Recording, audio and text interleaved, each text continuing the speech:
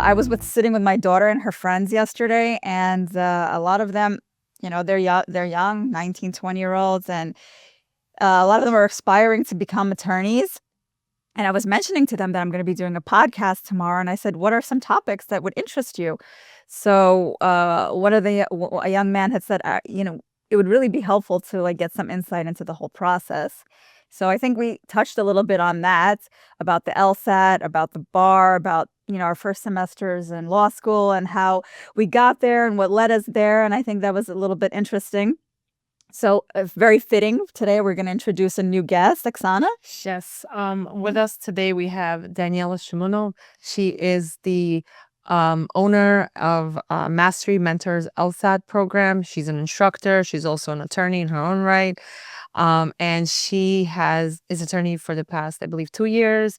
And she will tell us about what she's been seeing with regards to helping people in taking the LSAT and what that's been like, and how, I guess, if things have changed from when we were taking the LSATs and we were talking about our experiences. So Daniela, we are happy you're with us today.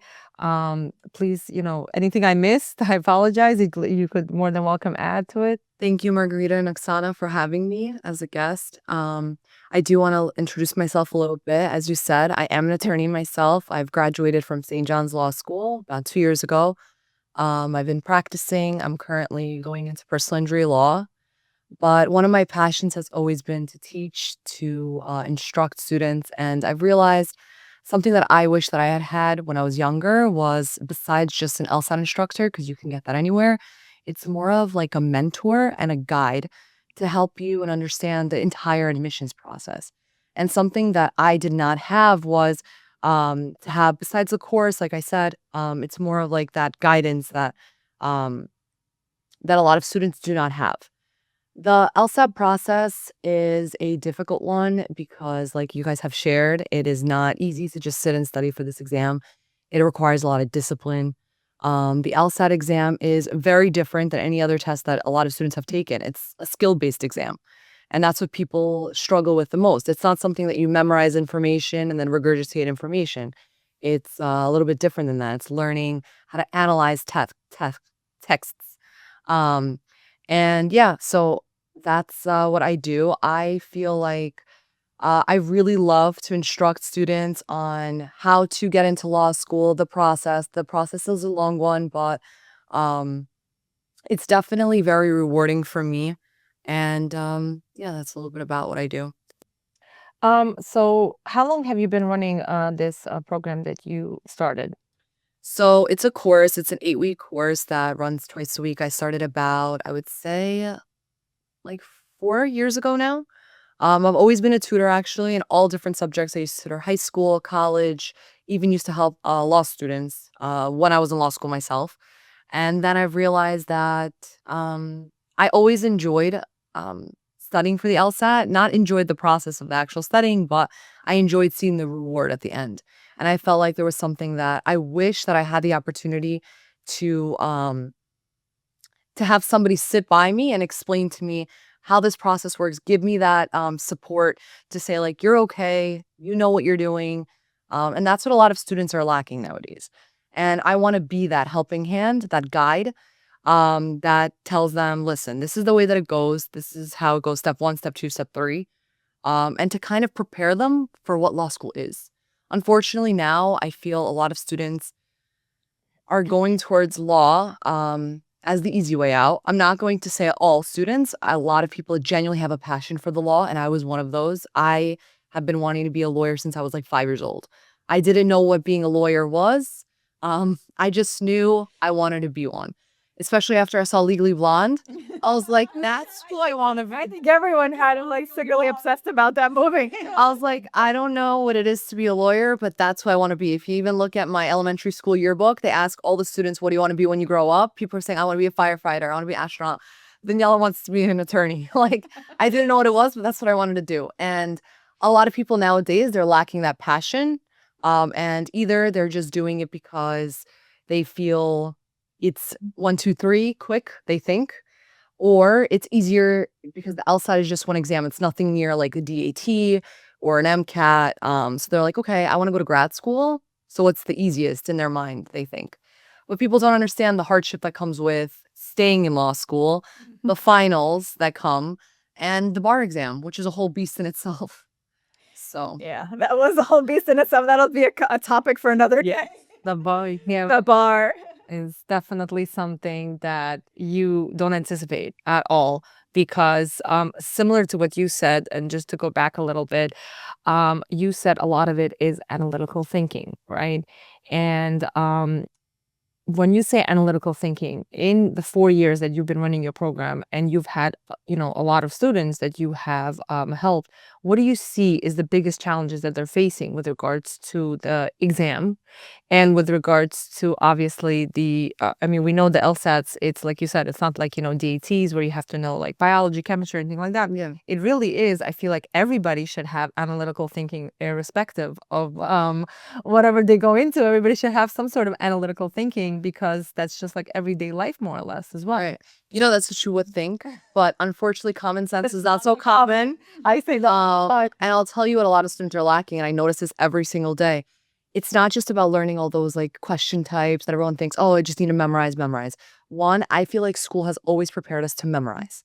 And we're like memorizing information. We go in the next day, choose whatever comes up in our mind that we're like, oh, okay, I studied this last night, and they select that answer.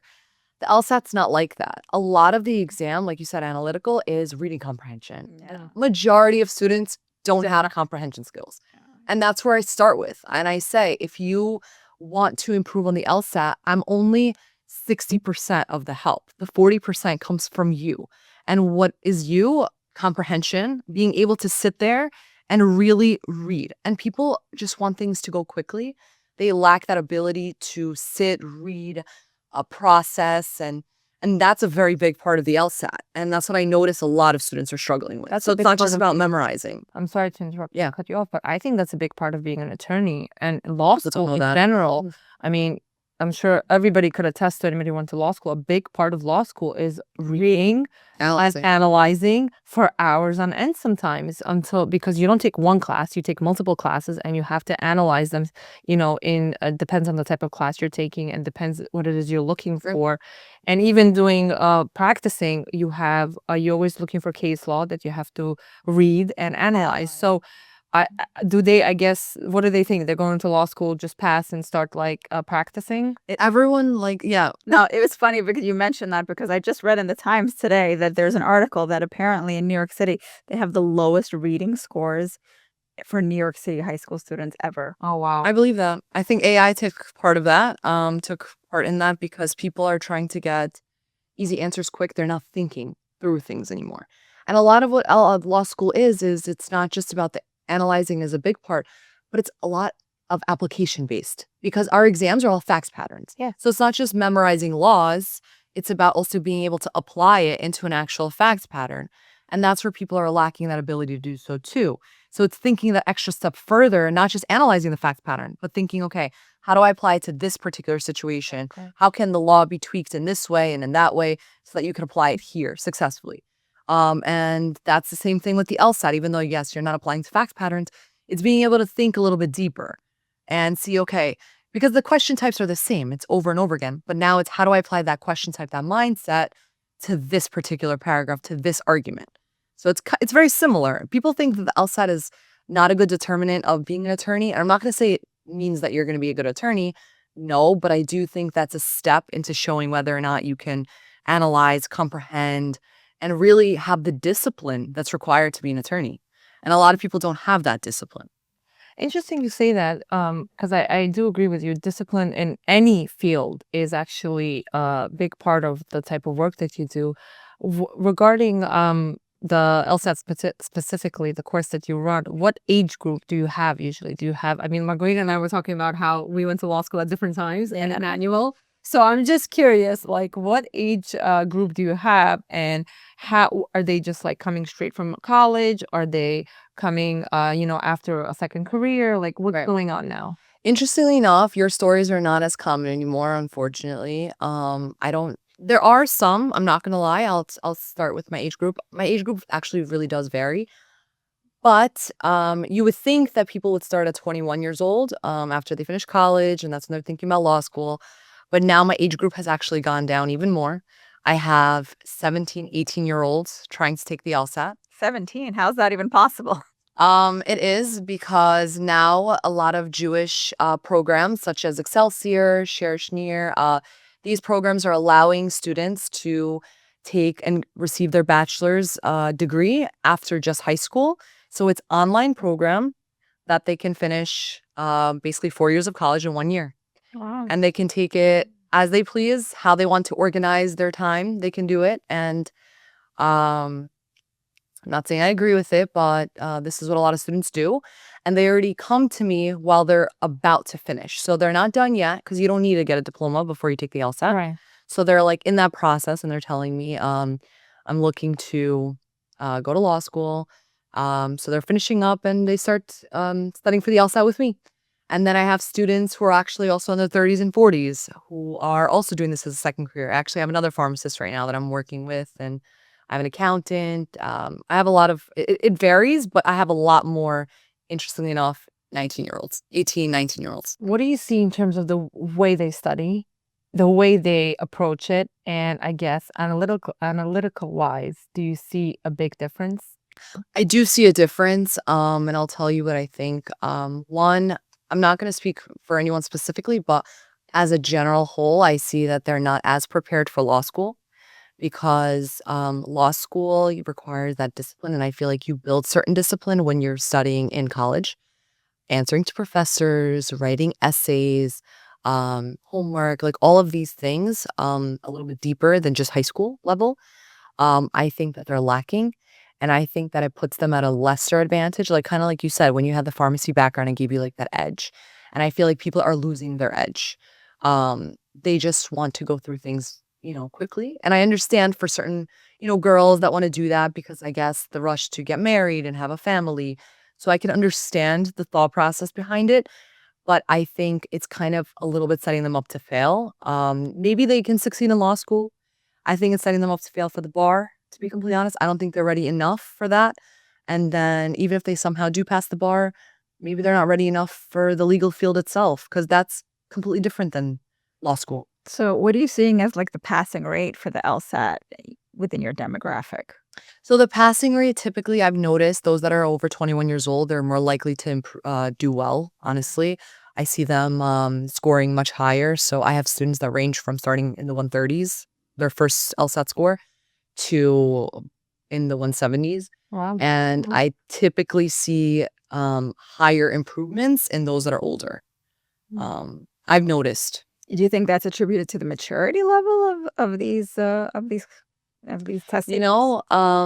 Maturity level. And I think, again, because these students don't go to college, they're lacking that ability to sit for hours and study. Because if they are taking this program, they could do it whenever they want, however they want. They'll just submit an assignment. It's like once a week type of assignments. So it's not really like, again, that like structure. They're missing that structure. And the LSAT, in order to do well, you need to structure yourself, right? So it's being disciplined enough to say, okay, I'm going to take 4 hours. I'm going to take a test today. I'm going to go over that test, blah, blah, blah. And they're missing that. They just think that it's just some test. And because of that, they're not scoring as well. So it's one, they're not mature enough, I think, to analyze. And two, the lack of that discipline. Again, it all comes down to that. And I feel like college gives you that.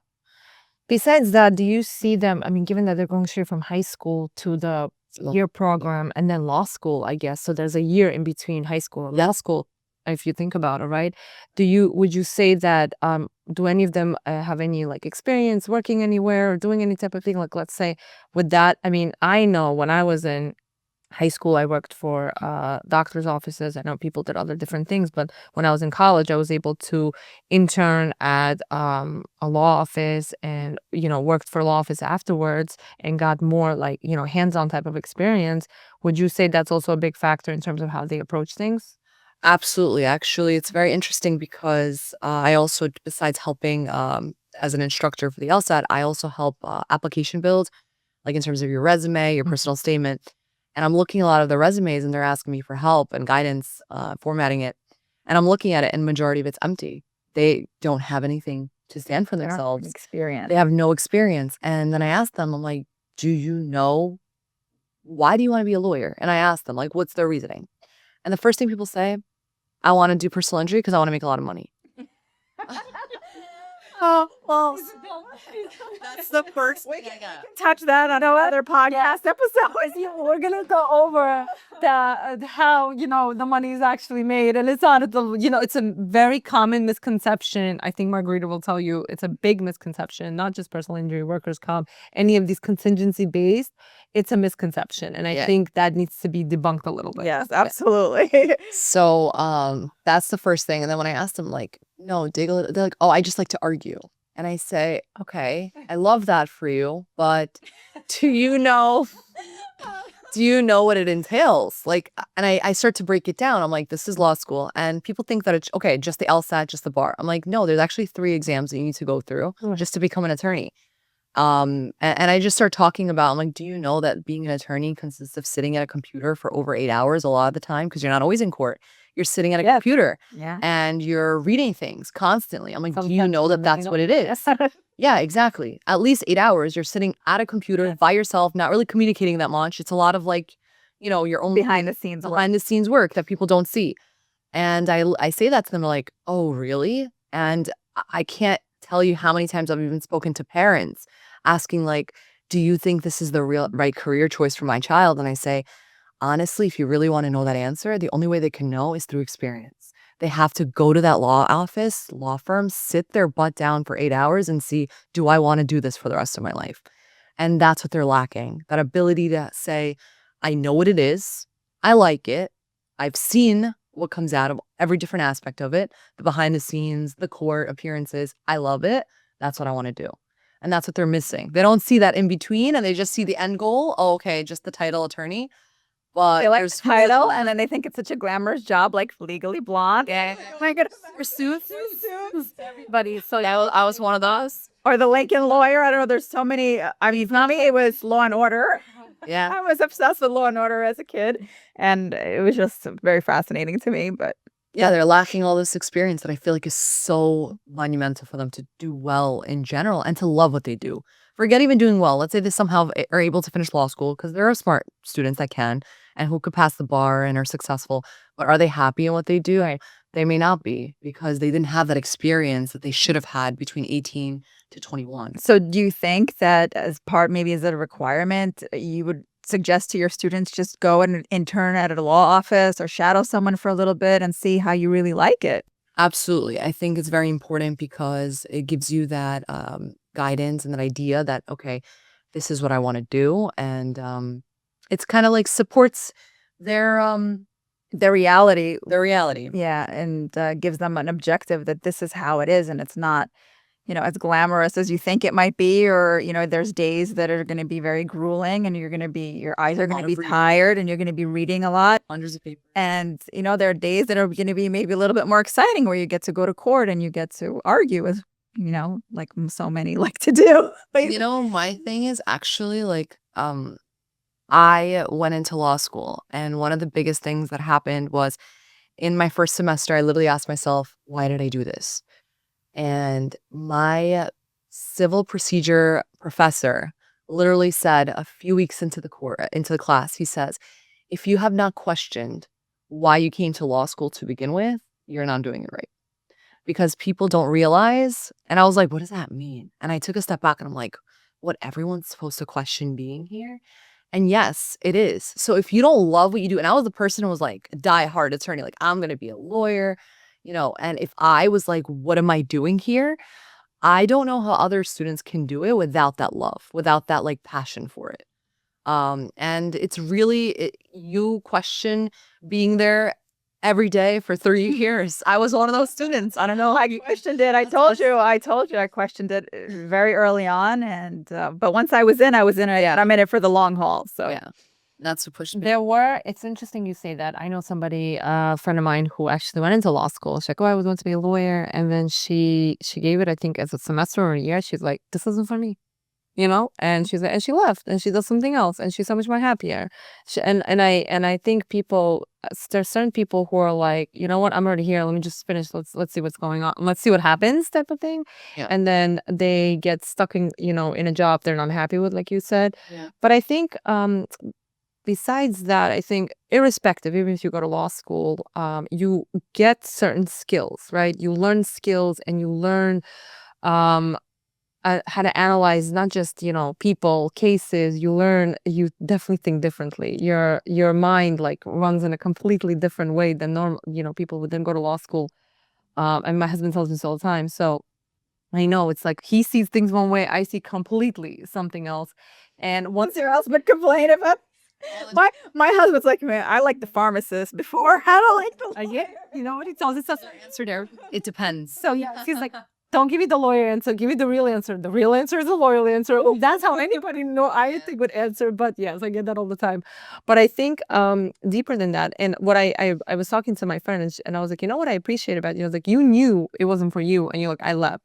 But I also know people, friends of friends who went to law school and they don't practice. So they work in banks or they work for companies, but they use that legal background just to apply their skills. Yeah. So I think those are options for sure. But again, I think this goes back to a lot where we're talking about with regards to experience, discipline, and are you able to do it? Would it make you happy, irrespective of what it is? Yeah, I remember my first semester of law school. After the first week alone, a lot of people were not there. I was sitting next to somebody, and he was gone like the week later. And then one of the other friends, and he said, you know what, he tried it out for a couple of weeks. He said it's not for him, and he left. Yeah, we had a lot of those too. I think every law school has a couple of those when people realize, like, what am I doing? Like you said, Yeah. what am I doing here? Yeah, and in the following semester, it was even less. So it was like the people that you were sitting with in class, they're just no longer there, and they decided this is not for them. So it goes back to what my dean was telling me, the deciding factors. For me, it was more like my family and my job and everything else that was I was questioning whether this is the right environment for me at this time. But for a lot of people, they just can't handle the rigor of law school, because law school is very rigorous. You have to really dedicate yourself. It's hours and hours on end. There's papers, there's motions, there's briefs. You have to learn a lot of things that you never ever learned before. You have to apply these skills. I mean, writing a motion is completely different than writing any paper you've ever written, right? Yeah. So it's a different animal. It's a different beast. And I'll tell you, it's not even that. And you're saying, yes, the motion. You know why? I think the legal field itself, law school, is a completely different language. Yes. And because I remember the first week that I was there, they were like using all these terminologies that I was just like a holding and this and that, like for a case. And I knew it, but when you hear it in like sentences, you're just like, wait, what did they just say? So it's being able to analyze like what they just said to you. And then on top of that, also having to deal with then countless of pages of cases that you have to read a night. Yeah. And then be prepared for class because you're going to be cold called. Yeah. That's something I also wasn't ready for. The fact that I was just called on, I'm just like, okay, how do I answer this? Because it's being able to be quick on your feet, being prepared at any time, and also having that confidence to speak in front of a 200-person lecture room, which is all like the difficulty in itself. So interestingly enough, even though what we learn in law school is all theory based, right? And then when we come out of law school, it's all practice. We put the theory into practice and it's completely different. But everything you just said, more or less in terms of like, you always have to be prepared, you get called on, and you always have to think on your feet, and things are always changing in motion as they go, which is exactly what happens in court, right? Yep. You have positions, things, random. You can come in there prepared, completely ready to go, different direction, and everything goes sideways. And on a rare occasion, it goes smooth sailing. Very rare occasion. And usually it's like there's surprises on every corner. I had all these, points written down, and I'm like, this is just gone we're just gonna go completely. And in order to be able to, maneuver or shift gears, so to say, you have to be able to think on your feet. You have to literally everything, your file you have prepared, literally pick it up from your mind now and go completely a different way. Or you just have to realize how to go about in terms of what's your next steps? Do I want to continue in court? Do I want to get in German? Do I want to, stop it and, go back and review everything and be more prepared? Because there's a lot of times the unexpected happens. The unexpected definitely happens. And I was just like thinking when you're saying about cold call, a lot of students don't. I did not expect what a cold. I didn't know what cold call was. I said, okay, I went to college. If I raise my hand, the other teacher pick me. So let's just touch on cold calling a little bit. And let's tell people what it is. I don't think a lot of people know what that is yet. So cold calling is basically when the teacher randomly can just pick on you to discuss the entire case, a question on the case, anything basically. Yes. Anything they want. I believe it's called the Socratic method. Yeah. Right? Yeah. So I remember my first time, it was actually in Civ Pro. I was in a Civ Pro class, and I was somewhat prepared. I wasn't as prepared as I probably should have been, but I knew the basic gist of the case, and I said, okay, but I said, I hope he doesn't call on me. Hope he doesn't call on me. And I think it was like, it was I think it was like the third class. And of course, long and behold, I'm sitting there sweating and he calls on me. and he's like, Miss Moshe, would you like to touch on this a little bit? And I'm looking at him. I'm like, I'm looking all around me. I'm looking like, please God, somebody help me. Oh my God, I remember that feeling. Yes. And I'm looking at the book. I'm looking at my notes. And I just don't know what to say. Yeah. And I'm like, what does he mean? Do you want to touch on this? Like, there's so much to touch. Where do I begin? And he's staring at me. The whole class is staring at me. I'm sweating profusely. And I'm like silent. And the room is dead silent. It's so awkward. And then I think he really felt bad for me at that point because it's been probably a minute since I said anything.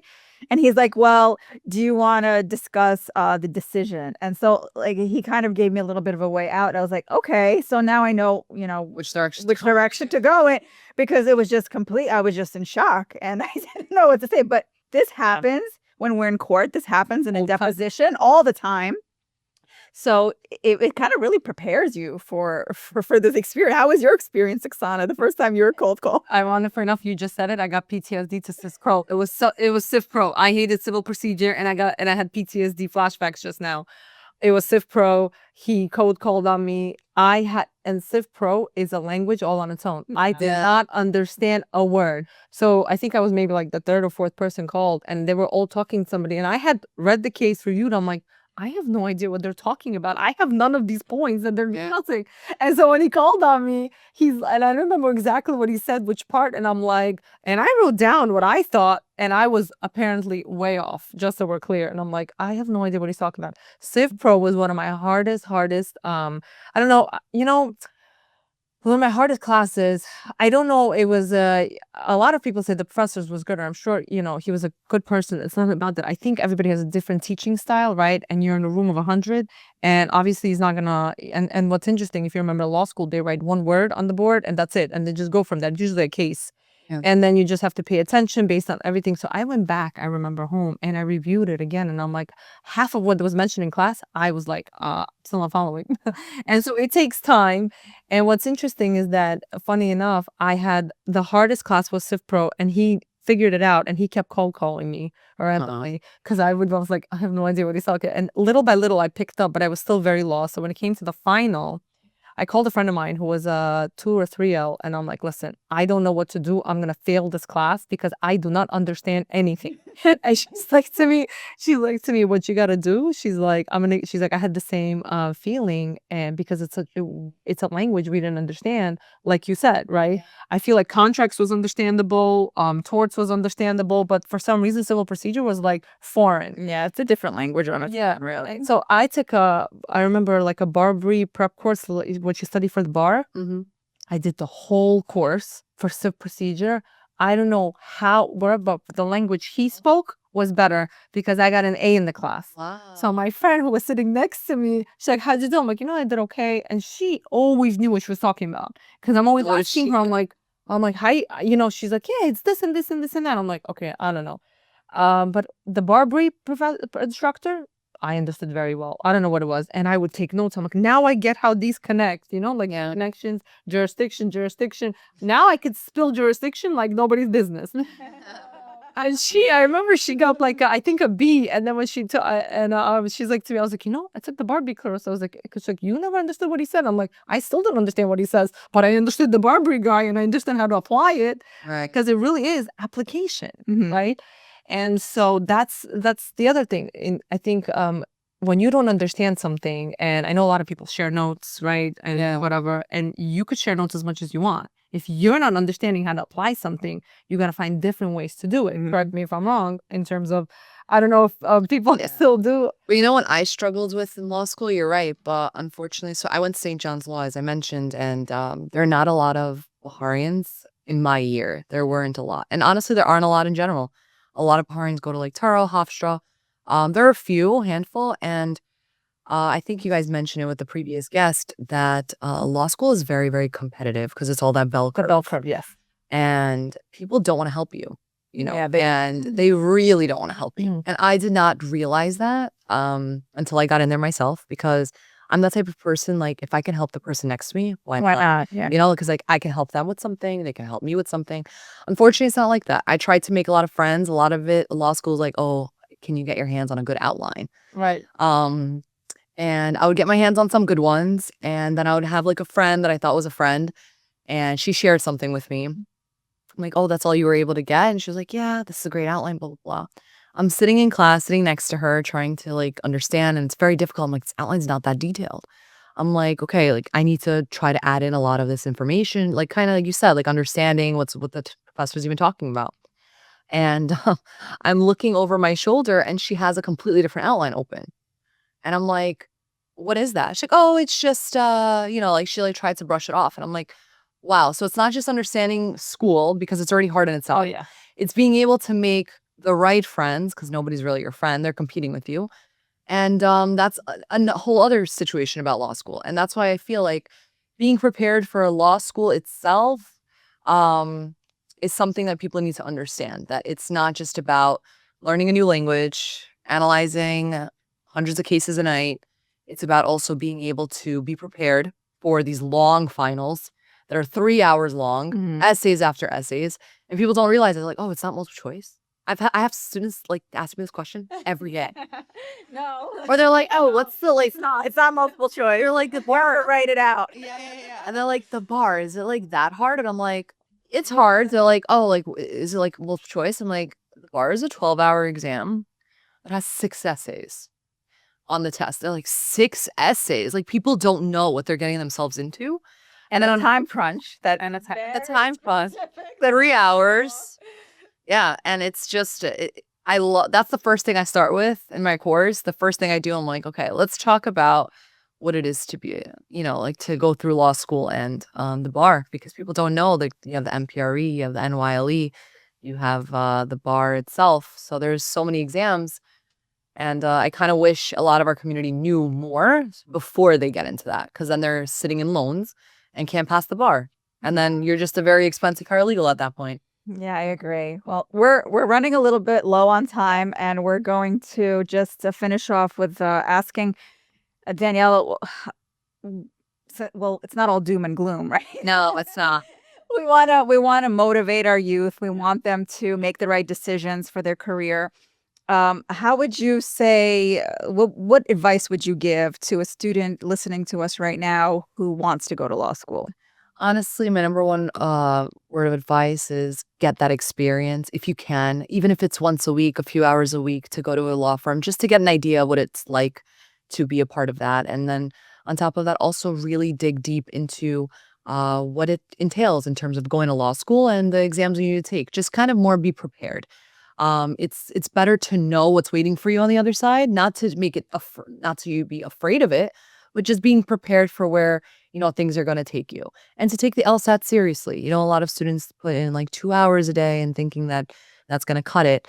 And if you don't have that discipline to take the LSAT, it's going to be hard for you to have that discipline to do a law school exam or the bar. So it's more of get that experience, prepare yourself, and really educate yourself of what the field itself entails. And for those students who are also listening, how can they reach out to you if they're interested in taking a course? Sure. So I am on Instagram. As mentioned, my course is Mastery Mentors. I am the leading instructor. I have a few tutors under my belt as well. We do private and the course. So it's Mastery Mentors Co on Instagram. And they could just reach out, DM, even if we could set up a free phone call, conversation, consultation to discuss if law school's even for you. And I actually host about once a month. I try to host a free webinar where I try to discuss the entire law school application process, admissions, just the whole process, where how it begins, and everything you need to prepare, because a lot of people don't understand like what the application process is and what it consists of. So I do all of that, what the LSAT is, more in detail. And I actually partnered up with All About Kindness, so she does that with me as well. Well, that's amazing. I think Yeah. right now, having a good mentor and career counseling is really important for our youth nowadays, and I commend you on doing that. And we wish you amazing luck with your future classes, and we hope that your roster continues to grow and Thank you. educate our youth. And we thank you so much for being on our podcast today. Thank you for having me.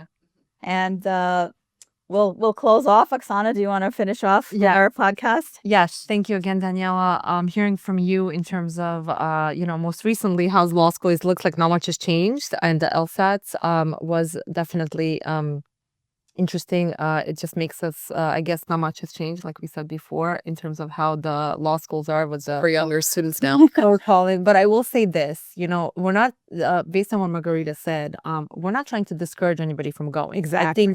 I think more than anything, we would always encourage, for everybody to follow their dreams and follow their passions. I think what we're all trying to say is that there's no such thing as an easy road, right? There's bumps along the road, there's twists and turns. And the question is it something that you love enough to go that route? Yeah. So I agree with what you're saying. So, and the one thing I've learned myself personally, like from talking with Emmanuel earlier, the first time I took the LSAT, I've always wanted to be a lawyer, but I'm like, how bad can the LSAT be? Right. And then from there, I learned, You only realize. you need discipline. And I sat myself and I studied for the LSAT. And then when I went to law school, I'm like, oh my God, this is a lot of reading. And I sat and read and, did well and read and the exams, and I just kept going at it. And you're right, it's the discipline to be able to sit and miss events and miss occasions, Drive. like, and just keep going and going and going. And that, which I never sat like that long in college, just so we're clear, that got me to sit for the bar 2-3 months. Like I say, like, you gotta lock yourself away from everybody, Literally. and just like sit and Do it right. and so what we're trying to say is that why? Because even when you practice, right, in the first couple of years, it's the same. And then even, as you keep going higher and higher up the ranks, or you open your own business, it doesn't change, because you're still in charge of so much on responsibilities and so much going on that, again, you're sitting and just keep going at it. So I guess what I'm trying to say is, obviously, if anybody wants, and Margarita mentioned this before, and you mentioned this before, mentors are great. So if anybody's looking for Mentors, we'd be happy to do that. yes, so we would definitely, if we can do it, we know a lot of people, lawyers who are more than willing to, have somebody shadow them or mentor them in a particular area, or just give them advice, or just to like explain to them how the process is based on, like, what you were saying. And you were saying like you were in high school, and somebody, gave you that advice in terms of what to do. So, I mean, I think everybody needs somebody to speak to about, their experiences. So if anybody have any questions, comments, please feel free to comment. Yeah, and I'm just going to finish off by saying, for those who are actually in law school or who are studying for the LSAT or studying for the bar, this is temporary. So your situation right now is temporary. Give it your all. Do the best that you can. It will not be like this forever. Right. And there will be a reward at the end of the tunnel, I promise. And that reward will be your diploma, and that reward will be your, your title of attorney, Esquire. Yeah. So just keep going. If you need someone to talk to, we're always here. And we thank everyone for listening to our podcast today. Thank you again, Daniela. Thank you. And we look forward to our next podcast. We're going to have some new guests. Yes. And some new topics. And if there's something that you would like us to touch on, please feel free to leave a comment.